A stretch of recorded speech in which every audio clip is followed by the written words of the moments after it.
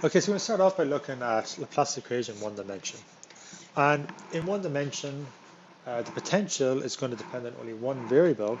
And in this situation, it's going to depend on x. So Laplace's equation can be written as the second order partial differential equation of v with respect to x. And this is equal to 0. Now this one, the Laplacian Laplace equation has a solution of the form, which is given by a straight line of Vx is equal to mx plus b. Okay, and this is the equation for a straight line. And essentially, what we get as our solution is an averaging of the points. Okay, so we have 2 points. We have v is equal to x plus a, and another where v is at x minus a. And the solution to Laplace equation in one dimension is essentially an average of those points. Now, there's no local minima or there's no local maxima. The extreme values for the potential is just going to occur at the end points. So for example, if we have our straight line like this, the extreme values for our potential are going to occur here at the extremities.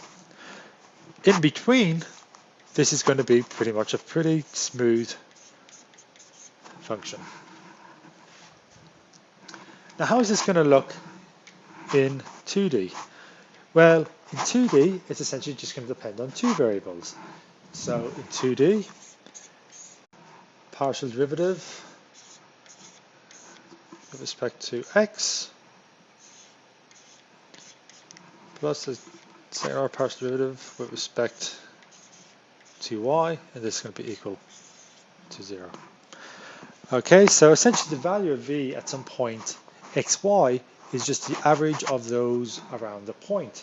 So let's say for a circle, v of xy equal to 1 over 2 pi r, well, our line integral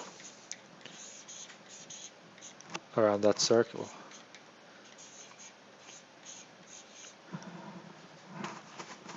And v has no minima or maxima. Again, the extremities occur at the endpoints. Essentially, this is just a very smooth function. There are no hills, there are no valleys. It is just the smoothest surface available. In 3D, we can write something similar. So in 3D, of course, what's going to happen now is it's going to depend on the three variables. It's going to depend on x, y, and z.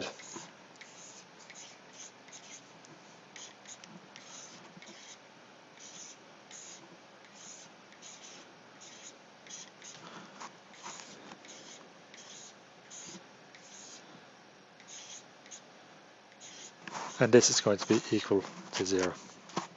And in a similar way, the value of v at some point, which is given by x, y, and z, over some, let's say, spherical surface, is just going to be given by v of r is equal to 1 over 4 pi r squared. And it's by the integral over the surface, so it's going to be v dot dA over that surface. So again, the solution is going to be just a very smooth function. The extremities are going to occur at the endpoints.